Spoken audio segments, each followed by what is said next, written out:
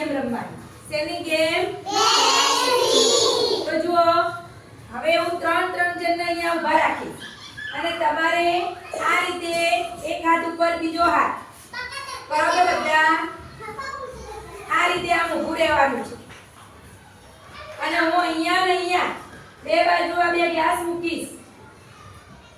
બે બાજુ બે ગ્લાસ મૂકીશ અને પછી 1 2 3 સ્ટાર્ટ કહું એટલે તમારે ધીમે ધીમે ચાલતું અહીંયા સુધી આવવાનું છે.